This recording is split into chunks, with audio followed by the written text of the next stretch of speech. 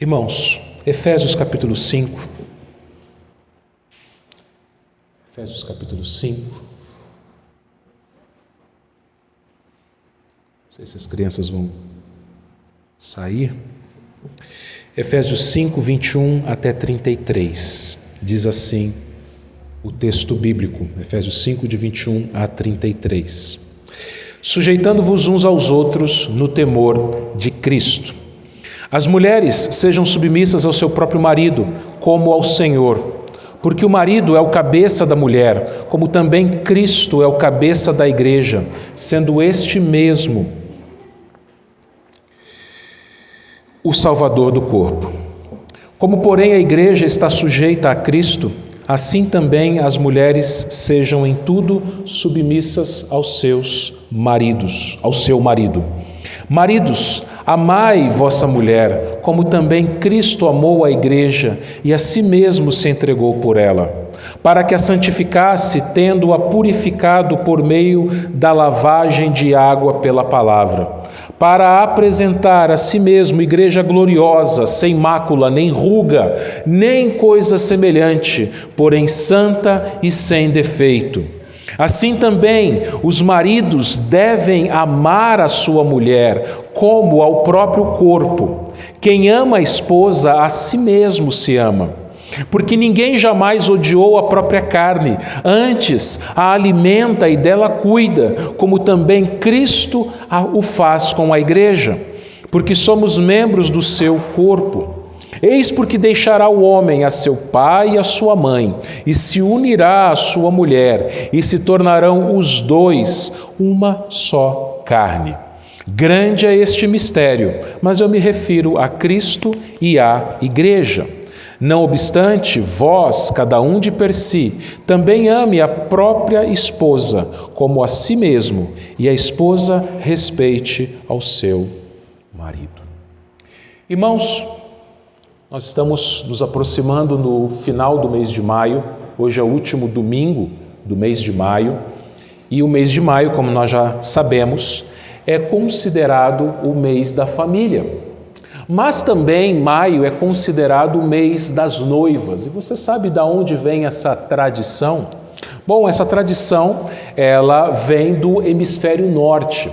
E era comum que os casamentos fossem realizados no mês de maio, no hemisfério norte, por causa da primavera.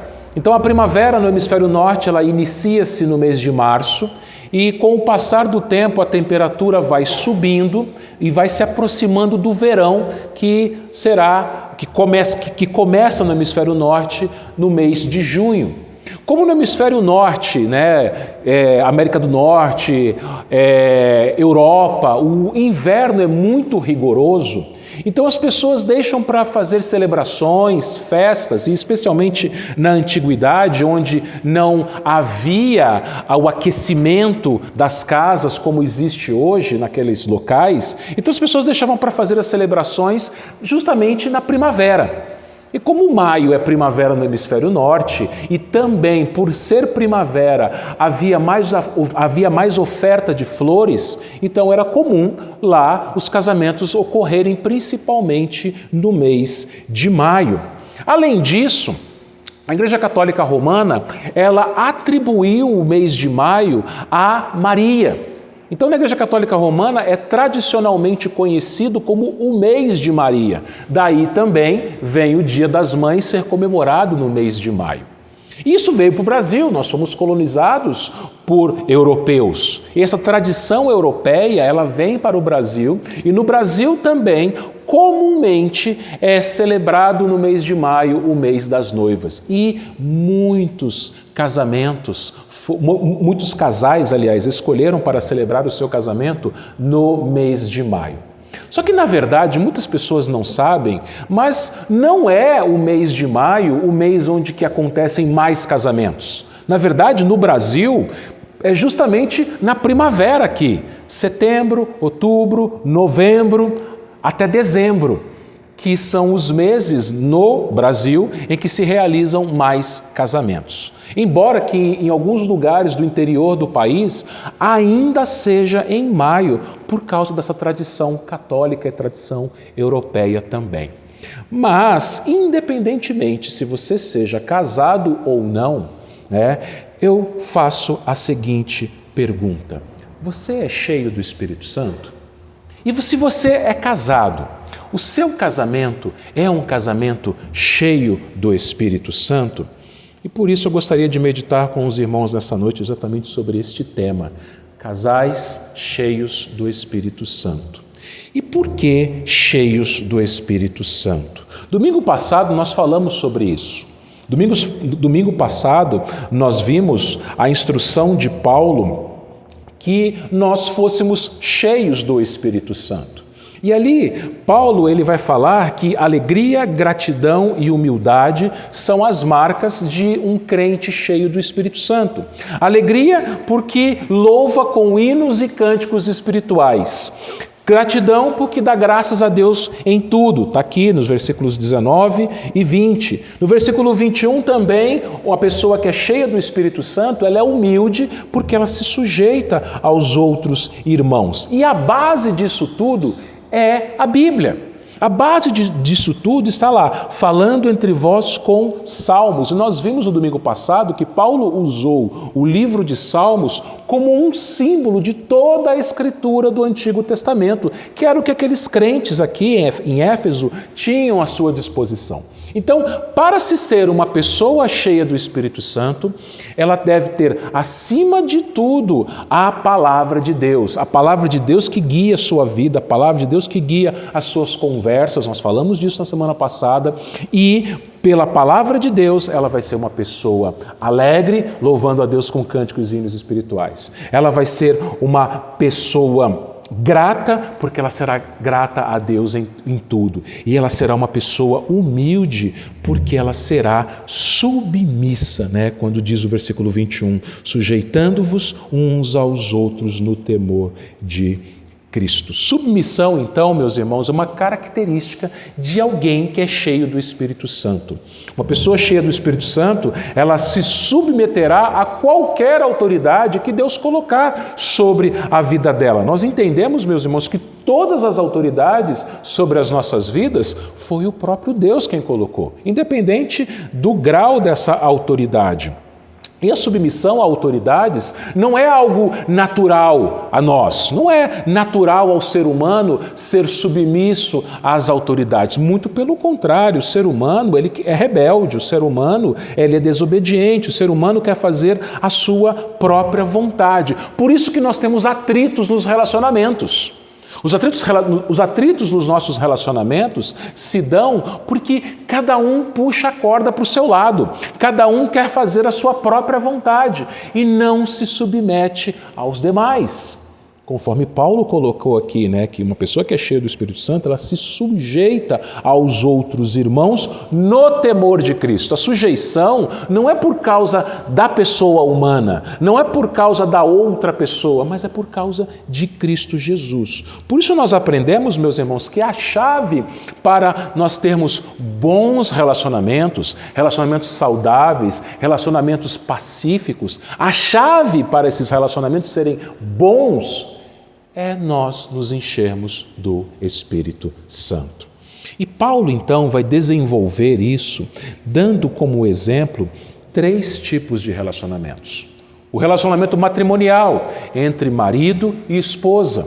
O relacionamento entre pais e filhos. E o relacionamento profissional entre servos e senhores. É claro que nós podemos estender os princípios aprendidos aqui a todos os demais relacionamentos. Relacionamentos entre parentes, que não sejam o casal ou os pais e filhos, relacionamentos entre vizinhos, relacionamentos entre amigos, relacionamento entre os irmãos de uma igreja local. Por isso, meus irmãos, hoje e nos 2 domingos seguintes, nós meditaremos a respeito de relacionamentos cheios do Espírito Santo. E hoje nós falaremos especialmente do relacionamento matrimonial, casais cheios do Espírito Santo. Mas, de novo, essa palavra não é somente aos casais, mas é para toda a igreja. Toda a igreja se relaciona entre si. Todos nós temos relacionamentos nas várias esferas onde nós vivemos. E por isso, a base de todos os nossos relacionamentos é sermos cheios do Espírito Santo. Então, Paulo, falando aos casais, ele dirige a sua palavra primeiramente às esposas. Versículo 22 diz o seguinte: as mulheres sejam submissas ao seu próprio marido como ao Senhor. As feministas e os feministas, sim, existem homens que são feministas. Essas pessoas, elas esbravejam contra a Bíblia, dizendo que a Bíblia é machista, que a Bíblia diminui a mulher, que a Bíblia faz pouco caso, desvaloriza a mulher. Será mesmo? Será que as Escrituras, será que o próprio Deus considera as esposas como inferiores aos seus maridos? Será que é isso que a Bíblia nos ensina, meus irmãos? Será que ser esposa é um fardo? É algo fora de moda? É algo que é imposto pelas Escrituras e que a mulher pós-moderna não precisa do casamento? Não precisa almejar um dia se casar, porque o casamento é algo penoso, pesado para ela? Será que é isso que a Bíblia realmente ensina, meus irmãos? Bom, se nós observarmos atentamente o texto bíblico, nós veremos que Deus trata as mulheres com dignidade. Muito pelo contrário do que o mundo crê e fala, o Senhor, nós vemos na sua palavra, Ele trata as mulheres com dignidade. E como é que nós sabemos isso? Bom, a gente precisa entender o contexto que Paulo escreveu essas palavras.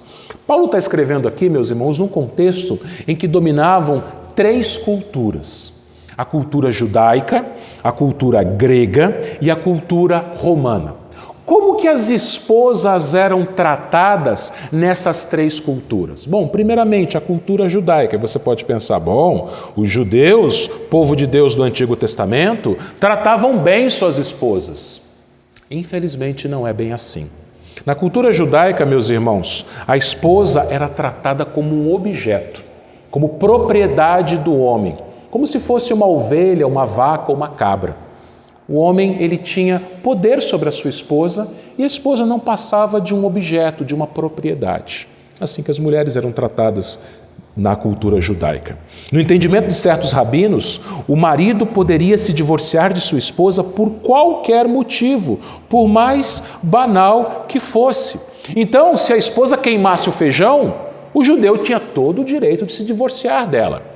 Se a esposa não deixasse a roupa limpinha, o marido tinha todo o direito de se divorciar dela. Por mais banal que fosse o motivo, o homem judeu, marido judeu, tinha todo o respaldo legal para se divorciar da sua esposa. Assim que as esposas eram vistas na cultura judaica, meus irmãos. E na cultura grega? Cultura grega, a esposa deveria permanecer em casa obediente ao seu marido. A esposa deveria ver o mínimo possível, ouvir o mínimo possível e falar o mínimo possível. O marido grego, ele esperava que a sua esposa cuidasse da casa e dos seus filhos legítimos, porque o grego, ele era comum que os homens gregos, que os maridos gregos, eles encontrassem prazer e companhia fora de casa. E era aceito. As mulheres sabiam disso, as esposas sabiam que os seus maridos buscavam prazer e companhia na prostituição, na promiscuidade. As esposas só eram procuradas para terem filhos e para cuidar da casa. Eram mães e empregadas domésticas. Era esse o pensamento da esposa na cultura grega. E na cultura romana? Bom, na cultura romana, a mulher ela era tratada como uma criança. Ela deveria ser sempre dependente e obediente ao seu pai enquanto solteira e ao seu marido quando fosse casada. E os homens, no caso o pai da mulher solteira, no caso do marido da casada, eles poderiam fazer o que eles bem entendessem. com as mulheres. O marido, no caso, ele poderia fazer o que ele bem entendesse com a sua esposa. As mulheres, meus irmãos, as esposas romanas, elas eram proibidas, por exemplo, de beber vinho e de assistir aos jogos. Eles gostavam dos jogos públicos, que depois, mais tarde, viraram as Olimpíadas. E se o marido quisesse, ele tinha respaldo legal para até mesmo matar a sua esposa, se ela fosse flagrada bebendo vinho ou participando, ou assistindo, melhor dizendo, aos jogos. Então você percebe que nenhuma dessas três culturas, que eram as culturas dominantes no tempo que Paulo escreveu Efésios e no tempo do Novo Testamento, em nenhuma dessas culturas a mulher tinha direitos. A mulher não tinha nenhum direito. Ou era objeto, ou era empregada, e se podia fazer o que quisesse com ela, porque ela não era considerada nem mesmo um ser humano pelos homens. Era isso que se via nessas culturas dominantes. A mulher não tinha nenhuma dignidade. E aí Paulo, então, independentemente das culturas que elas viviam, Paulo, então, fala que as mulheres devem ser cheias do Espírito Santo e se submeterem aos seus maridos. Isso é novidade, isso é um choque para essas mulheres. Muitas dessas mulheres eram amarguradas, muitas dessas mulheres eram infelizes, porque tinham maridos maus. E Paulo fala o seguinte: sejam submissas. Aquilo cai como uma bomba.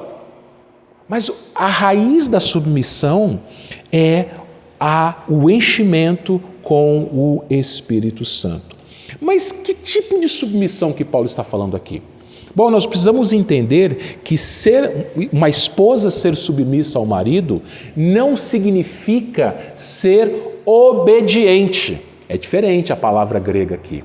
Você percebe o seguinte, no próprio português a gente vê essa diferença. No 22 falam, as mulheres sejam submissas ao seu próprio marido. No capítulo 6, versículo 1, olha lá, filhos, obedecei a vossos pais. No versículo 5, fala assim, servos, obedecei a vosso Senhor. E lá na língua grega está desse jeito mesmo. A mulher, ela deveria ser submissa, a palavra grega lá, o verbo grego é esse mesmo, ser submisso.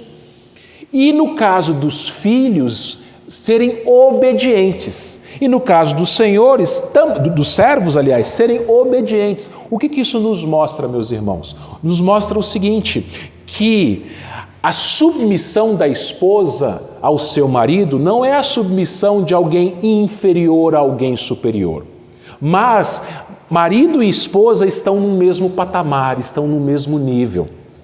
A esposa não é inferior ao seu marido, o marido não é superior à sua esposa, mas eles são iguais. O puritano Matthew Henry, ele escreveu, comentando o texto lá de Gênesis capítulo 2, que a mulher foi tirada da costela do homem, debaixo do seu braço, como alguém igual a ele, por isso a palavra idônea, igual, e que fosse abraçada por ele, debaixo do braço.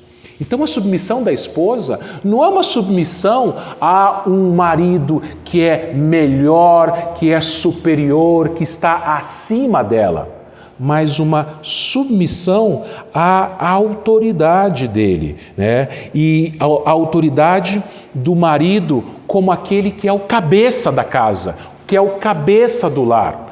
Ser cabeça não significa ser superior, mas ter um papel, uma função específica.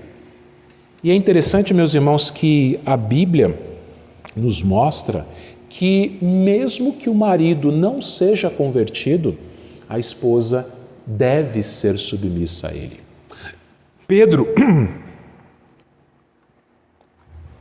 o apóstolo Pedro, na sua primeira carta, capítulo 3, versículos 1 e 2, ele escreveu o seguinte: mulheres, sede vós igualmente submissas a vosso próprio marido, para que, se ele ainda não obedece à palavra, seja ganho sem palavra alguma por meio do procedimento da sua esposa, ao observar o vosso honesto comportamento cheio de temor.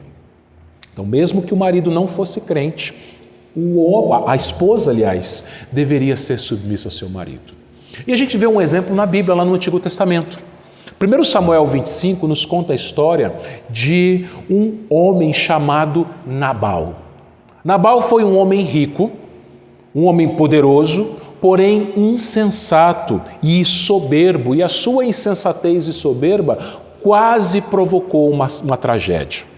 Nabal era casado com uma mulher que era o contrário dele. Era uma mulher sensata e formosa. O nome dela era Abigail.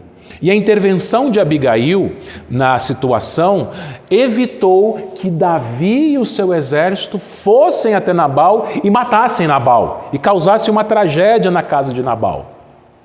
Acontece que Abigail, meus irmãos, ela não era uma mulher amargurada, mas uma serva obediente a Deus. Minha irmã, mesmo que você seja casada com um homem como Nabal, um homem insensato, um homem que não seja convertido, você deve ser submissa a ele. Você fará isso em obediência, não ao marido. Lembra? Não é obediência, é submissão. A obediência é o Senhor. Porque quando uma mulher se submete, uma esposa se submete ao marido, ela está se submetendo e obedecendo ao Senhor. E até as crianças sabem que quem obedece é feliz. O Salmo 119, versículo 2 diz assim: bem-aventurados os que guardam as suas prescrições e o buscam de todo o coração. Bem-aventurado, ou seja, feliz, é aquele que guarda as prescrições, a palavra de Deus. Então, quando uma esposa obedece à palavra de Deus, que ordena a ela que ela deve se submeter ao seu marido como ao Senhor, ela terá uma vida feliz. Por quê? Essa felicidade não está na circunstância, mas ela está na obediência ao Senhor. Uma coisa que ainda vale ressaltar, meus irmãos e minhas irmãs, é que essa submissão não é uma submissão incondicional. A esposa, ela não deve se submeter ao marido quando o marido quiser que ela faça alguma coisa contrária à palavra de Deus. Se a submissão ao marido é uma submissão como ao Senhor, então tem que ser de acordo com a palavra do Senhor. Então, se o marido pede para a esposa fazer alguma coisa que seja oposta às Escrituras, oposta à vontade de Deus, a mulher tem que falar não. Porque importa obedecer a Deus do que aos homens. A submissão, ela não é incondicional. A submissão da esposa ao seu marido, ela é ao Senhor. Porém, meus irmãos, vejam, parece difícil, né? Parece difícil para as esposas se submeterem aos seus maridos. E de fato é. Naturalmente, nenhuma esposa se submete ao seu marido. Sem a presença do Espírito Santo na vida de uma esposa, ela não vai se submeter ao seu marido. Ela vai querer tomar o lugar do homem, o lugar do seu marido. E a gente vê isso, meus irmãos, na família, na sociedade e até mesmo na igreja. Infelizmente, não são poucas as denominações evangélicas que se renderam à ordenação feminina. Por quê? São mulheres tomando o lugar dos homens. Naturalmente, isso vai acontecer. As mulheres, você se lembra, desde Eva, ela tomou o lugar do seu marido.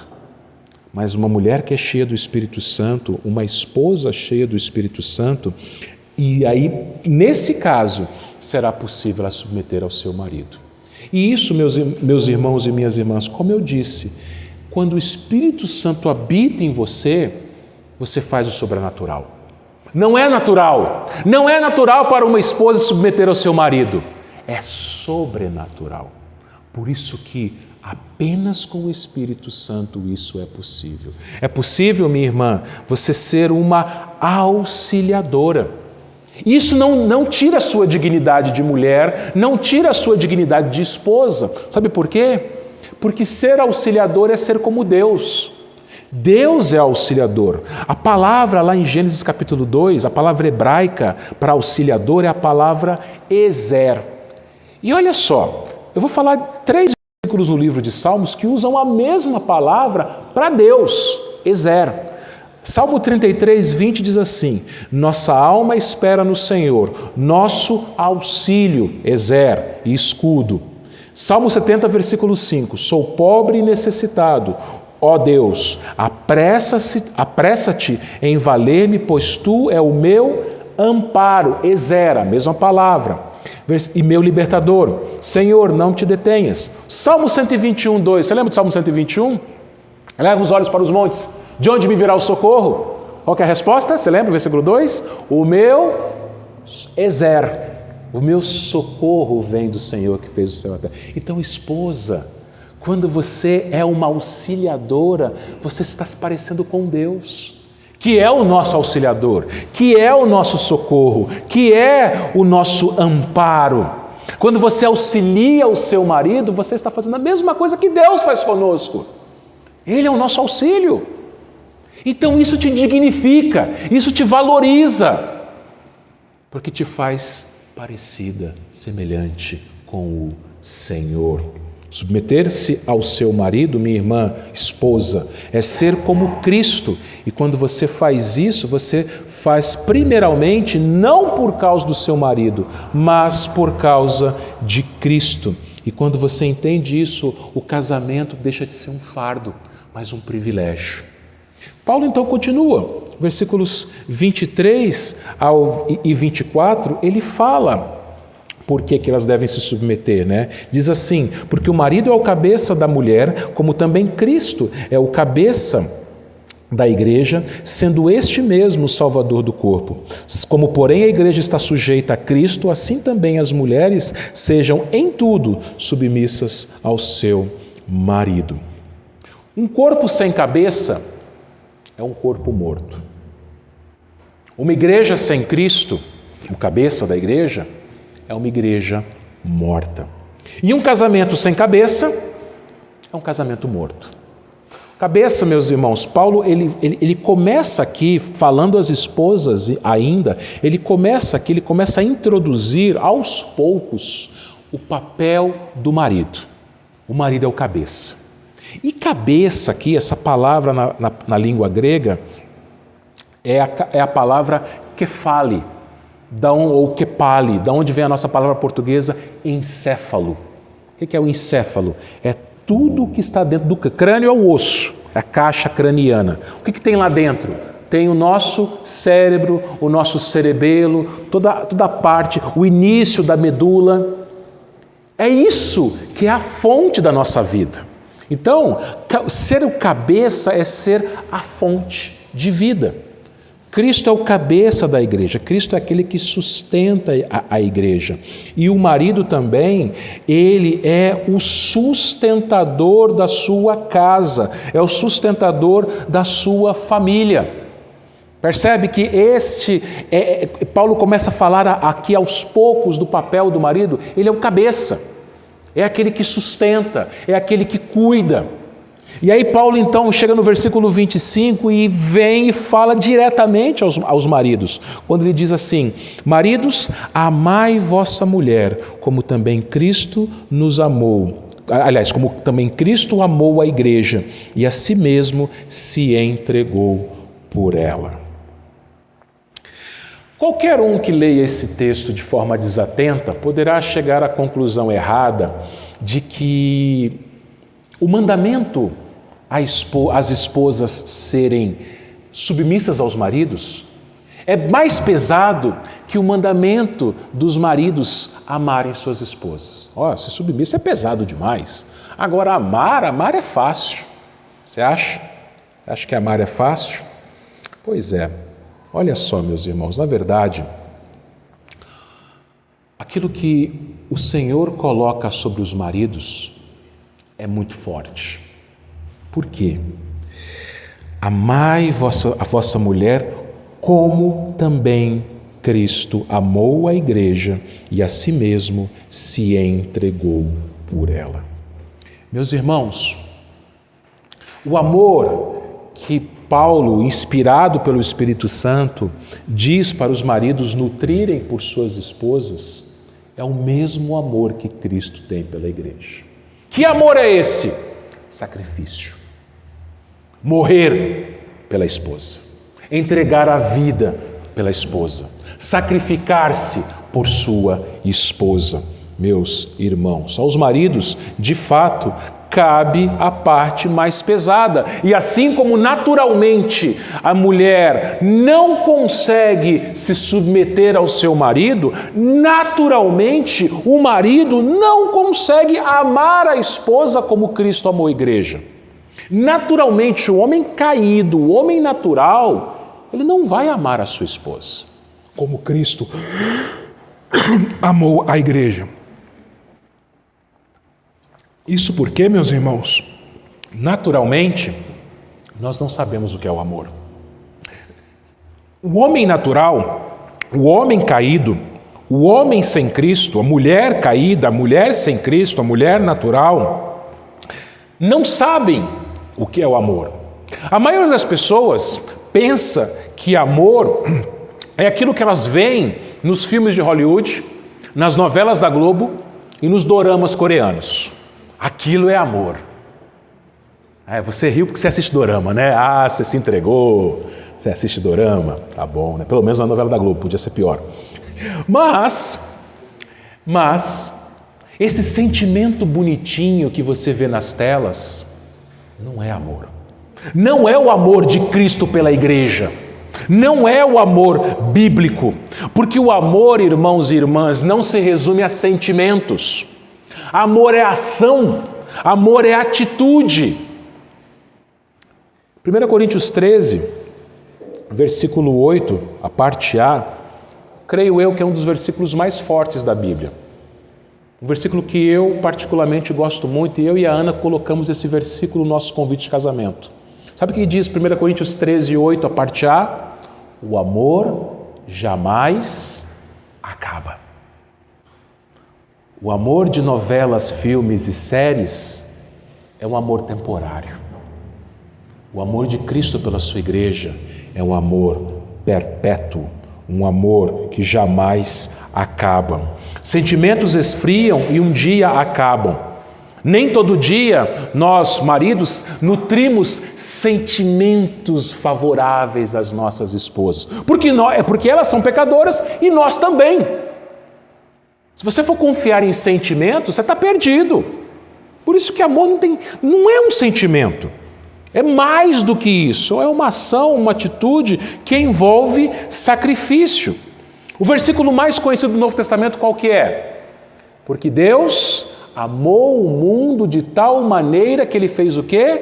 Entregou, Ele deu, Ele entregou o seu Filho unigênito. Veja o que é amor.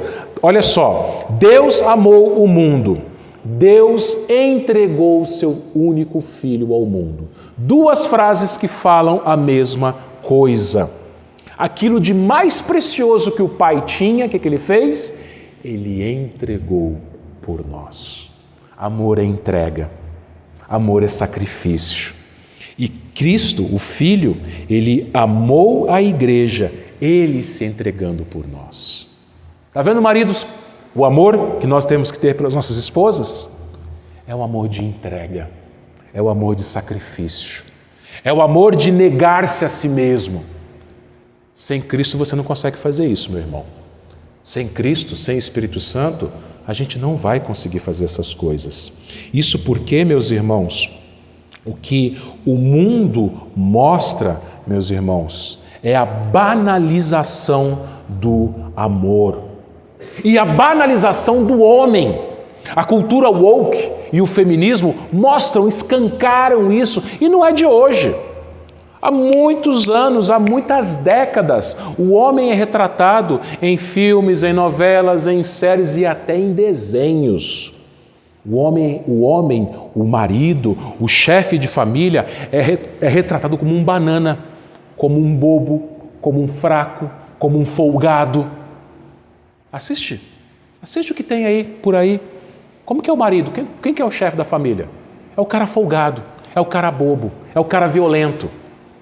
É o cara que não ama a esposa como Cristo amou a igreja.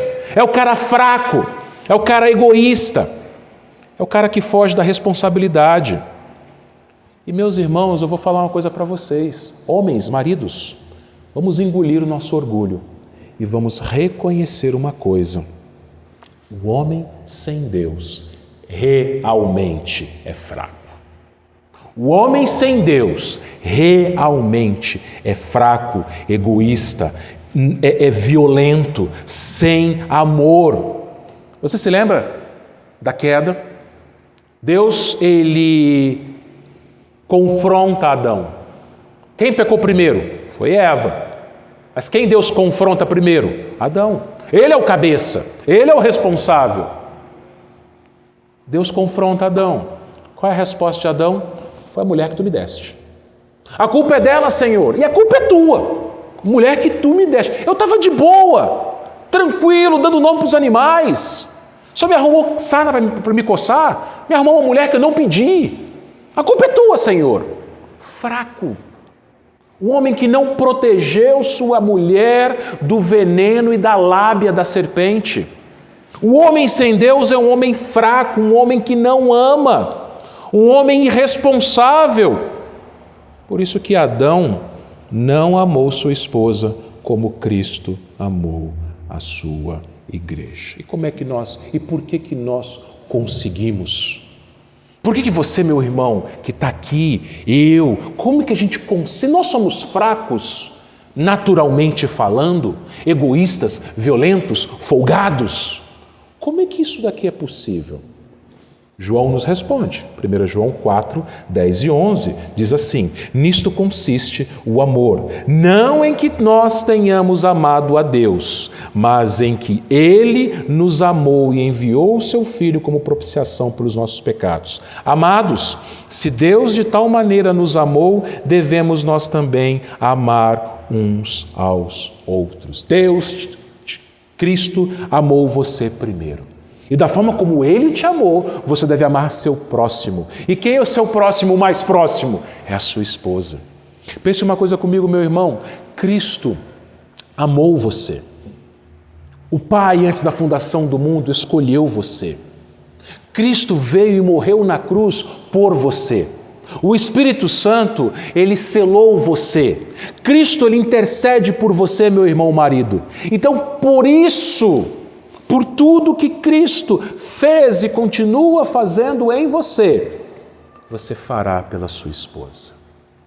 Da mesma forma como Cristo amou você, você vai amar a sua esposa. E claro, meus irmãos, é contínuo. Os dois verbos aqui, tanto submissão para as mulheres como o amor para os homens, eles estão num tempo grego presente, que significa continuidade. Você não vai amar sua esposa só no dia dos namorados e dar uma flor para ela. Tem uns que nem isso fazem. Você não vai submeter o seu marido só no dia do aniversário dele. Mas é continuamente, é todos os dias e voluntariamente. Essa submissão é voluntária, esse amor é voluntário. Por quê? Porque não depende de nós, mas depende de Cristo, meus irmãos. 1 Coríntios 13 é o capítulo do amor. Os versículos 4 a 7 dizem o seguinte: o amor é paciente, é benigno, o amor não arde em ciúmes, não se ufana, não se ensoberbece, não se conduz inconvenientemente, não procura os seus interesses, não se exaspera, não se ressente do mal, não se alegra com a injustiça, mas regozija-se com a verdade. Tudo sofre, tudo crê, tudo espera, tudo suporta. É assim, meus irmãos, que o marido deve amar a sua esposa. Aí eu vou dar uma lição de casa para você que é marido. Você que é marido, presta atenção, lição de casa. Nessa semana, faça suas devocionais nesse texto de 1 Coríntios capítulo 13. Você pode ler um versículo por dia se você quiser, uma parte por dia. Pense o seguinte: será que eu tenho tratado a minha esposa de maneira impaciente? Será que eu não tenho sido bondoso, benigno com ela? Será que eu tenho sido um cara ciumento? Será que eu tenho me irado contra a minha esposa, não se ufana? Será que eu sou um cara orgulhoso, soberbo com a minha esposa? Será que eu quero só procurar os meus próprios interesses com a minha esposa?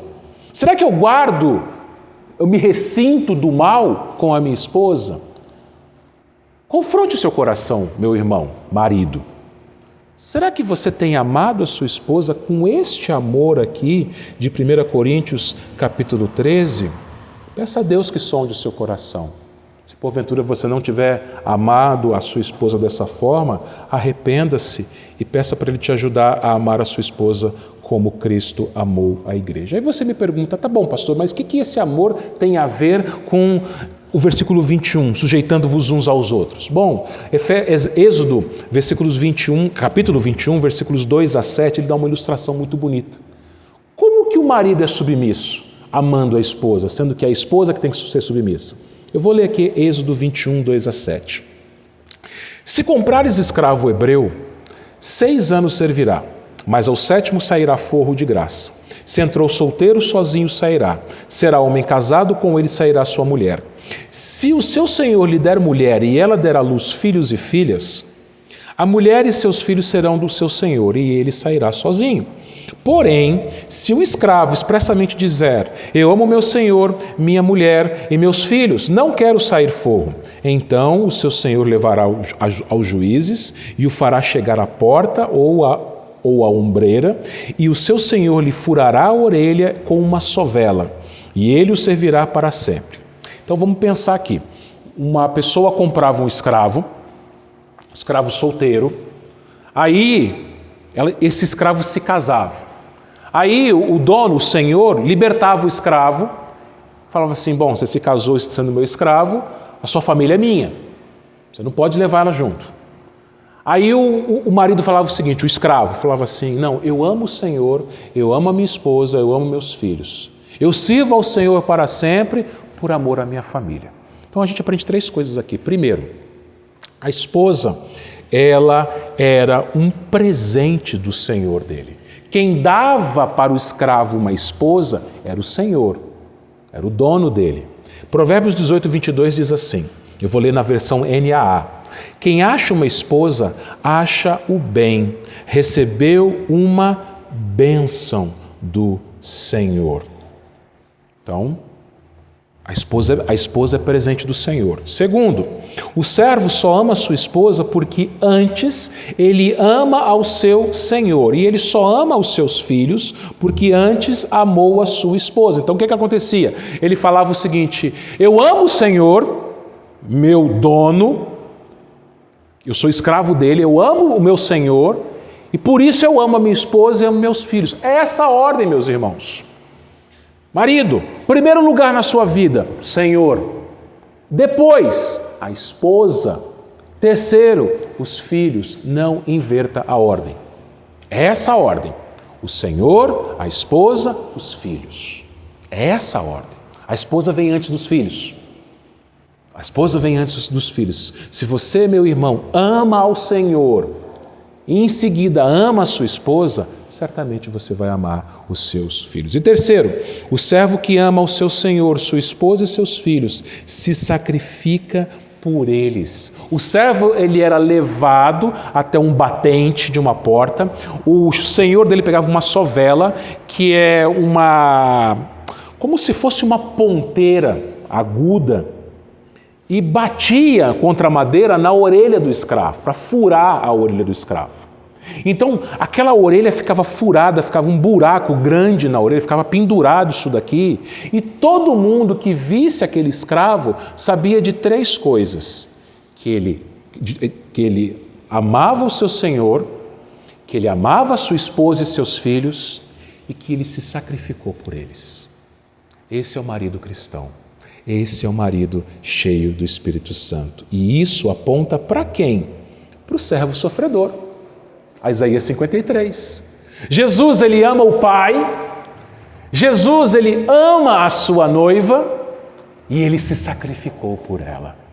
É assim, meus irmãos, que o marido deve fazer. Amando a Deus, ele vai amar a sua esposa sacrificialmente. E com qual objetivo? Versículos 26 e 27. Para que a santificasse, tendo-a purificado por meio da lavagem de água pela palavra, para apresentar a si mesmo igreja gloriosa, sem mácula, nem ruga, nem coisa semelhante, porém santa e sem defeito. O objetivo do amor sacrificial de Cristo pela igreja é a santificação dela. Você foi salvo por Cristo na cruz para ser uma pessoa santa e para Ele apresentar no último dia você a Ele mesmo como uma pessoa santa. Ele vai apresentar toda a igreja para si mesmo como santa. Por que as noivas usam vestido branco? O que representa a cor branca? Pureza. Pureza. O que é a santidade? Ser santo, alguém ser santo é uma pessoa que foi separada para Deus, separada para Cristo. E uma vez que ela foi separada para Cristo, Ele mesmo a santifica. Aí vem o processo da santificação. Fazendo o quê? Purificando, limpando, fazendo essa higiene espiritual. E quando a igreja estiver plenamente santa, haverá o casamento de Cristo com a igreja. O que isso tem a ver com o meu casamento, pastor? Presta atenção, marido, o negócio é o seguinte: sua esposa é parte dessa igreja santa de Cristo. Deus deu a você, a sua esposa, deu a mim, a minha esposa, para que a gente seja instrumento de Deus para a santificação delas. Nós, maridos, meus irmãos, nós devemos conduzir a vida espiritual das nossas esposas. Nós devemos orar pelas nossas esposas. Lição de casa número 2. Você tem orado pela sua esposa? Você tem orado com a sua esposa? Um hábito que eu comecei a resgatar com a minha esposa. Antes de dormirmos, a gente ora junto, um pelo outro. Marido, resista à tentação da sua esposa ir para a cama e você ficar no celular, ficar na televisão, ficar no computador.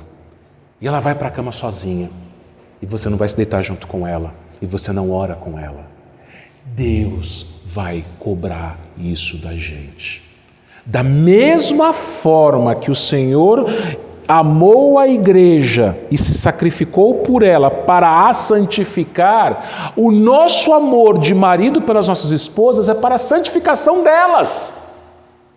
Porque haverá um dia, meus irmãos, o último dia, em que nós, maridos, apresentaremos nossas esposas ao Mestre, ao noivo.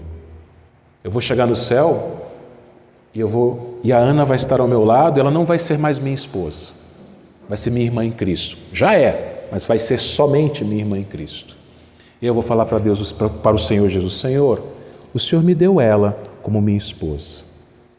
E eu fiz tudo o que eu pude para a santificação dela. Está aqui, Senhor, ela é santa, ela é tua. É isso que o marido tem que fazer. Santificar a esposa. Não ser uma pedra de tropeço para a esposa. Quantas esposas reclamam de seus maridos porque esses maridos são pedra de tropeço, fazem elas pecarem. São caras que não levam a esposa à santidade, que não levam a esposa a Cristo, que não mostram Cristo. Marido, traz sua esposa na igreja. Eu não quero ir, você vem à igreja. Eu quero te levar para Cristo, você tem que ser uma mulher santa. E por isso que nós amamos as nossas esposas, meus irmãos, da mesma forma como Cristo amou. Cristo santifica a igreja. Marido, santifica a sua esposa. Seja um instrumento do Espírito Santo para a santidade da sua esposa. Para quando você chegar com ela perante o Senhor, você falar: Senhor, minha esposa na terra, agora parte da tua noiva aqui no céu. Eu a santifiquei, eu cumpri o que o Senhor mandou eu fazer. Paulo ainda diz, versículos 28 a 31, assim também os maridos devem amar a sua mulher como o próprio corpo. Quem ama a esposa, a si mesmo se ama, porque ninguém jamais odiou a própria carne, antes a alimenta e dela cuida, como também Cristo o faz com a igreja, porque somos membros do seu corpo. Eis porque deixará o homem a seu pai e a sua mãe, e se unirá à sua mulher, e se tornarão os dois uma só carne. Quando um homem ou uma mulher se casam, eles deixam de ser um. Não são dois concorrentes. Infelizmente, em muitos casamentos, o que existe é isso, concorrência. Parece que são dois disputando para ver quem sabe mais, quem ganha mais, quem é o melhor. Mas não é assim, não são dois, é apenas um. Uma só carne, diz a palavra de Deus. Isso nos mostra, meus irmãos, que não existe relacionamento humano mais profundo, mais íntimo, mais sublime, mais belo do que o casamento. Porque o casamento entre um homem e uma mulher apontam para o casamento de Cristo e a sua igreja. Paulo ele vai falar aqui, meus irmãos, o seguinte, que nós somos membros do seu corpo. E ele vai falar aqui também o seguinte no versículo 32, grande é este mistério, mas eu me refiro a Cristo e à igreja. O que está acontecendo aqui, meus irmãos? Paulo fala que era um mistério. Que mistério é esse? Mistério. Que mistério é esse? Quando Deus criou o casamento, lá no Jardim do Éden,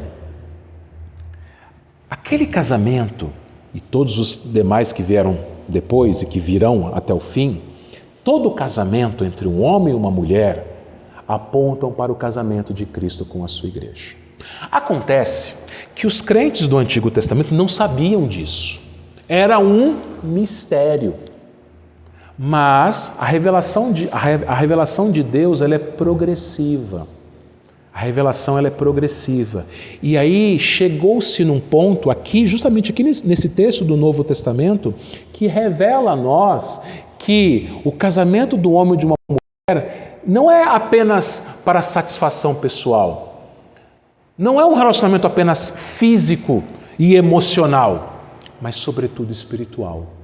O casamento é um relacionamento espiritual, porque aponta para o relacionamento entre Cristo e a igreja. Por isso, meus irmãos, o casamento ele não é um lugar para egoísmo, mas um lugar para serviço mútuo e benéfico a ambos. Ele vai falar aqui, porque no final do versículo 28, que quem ama a esposa a si mesmo se ama, e quem ama a esposa está cuidando do seu próprio corpo. Quantas pessoas não cuidam dos seus corpos? Fala a verdade. Quantas pessoas se alimentam mal, dormem mal, bebem pouca água, não fazem atividade física? As pessoas que agem, que vivem dessa forma, o que elas estão fazendo? Elas estão descuidando dos seus corpos. Descuidando dos seus corpos. Maridos que não amam suas esposas igualmente. Porque uma vez que você faz mal para o seu corpo quando você não cuida dele, quando você, marido, não cuida da sua esposa, você está fazendo mal para si mesmo. Está trazendo malefícios para a sua própria vida. O marido que não ama a esposa traz maldição para si. Por isso, meus irmãos, tantas mulheres, tantas esposas são carentes emocionais porque os maridos não cuidam delas. Maridos não acariciam suas esposas, parece que tem vergonha de fazer carinho na esposa. Maridos não dão a mão para a esposa. Maridos não presenteiam suas esposas. Maridos não ajudam em casa. Não são maridos que cuidam da esposa. Maridos não têm a sua vida íntima com as suas esposas. O que você acha que essas esposas vão pensar? Vão sentir? Como é que elas vão viver? E isso vai trazer mal para o próprio marido. Porque assim como quando eu não cuido do corpo, eu estou trazendo morte para o meu corpo, quando o marido não cuida da esposa, ele está trazendo morte para o seu casamento. Por isso que João, o Evangelho de João, capítulo 13, versículo 1, ele vai falar que o Senhor Jesus, ele amou os seus discípulos até o fim. Meus irmãos maridos, tenho certeza que lá no início do seu casamento, você amava a sua esposa. Talvez os anos tenham se passado e por algum motivo ou motivos esse amor se esfriou. Jesus, ele nos ama e vai nos amar até o fim. Ame a sua esposa até o fim. Você fez votos, lembra-se? De amar sua esposa até o fim. Ame sua esposa, então, até o fim. E Paulo conclui o nosso texto no versículo 33. Não obstante, vós, cada um de per si também, ame a sua esposa como a si mesmo, e a esposa respeite o seu marido. Como isso é possível? Como é possível uma esposa se submeter ao seu marido? Como é possível um marido amar sacrificialmente a sua esposa? Sendo cheio do Espírito Santo. Por isso, meus irmãos, toda a Bíblia nos instrui a casamentos no Senhor. Crente casa com crente. O Senhor, Ele quer que o seu povo se case entre si. Toda a igreja, toda a Bíblia, aliás, ensina isso. Por quê? De novo, casamento é um relacionamento não somente físico e emocional, mas é um relacionamento espiritual. Para a santidade mútua, para serem parecidos com Cristo.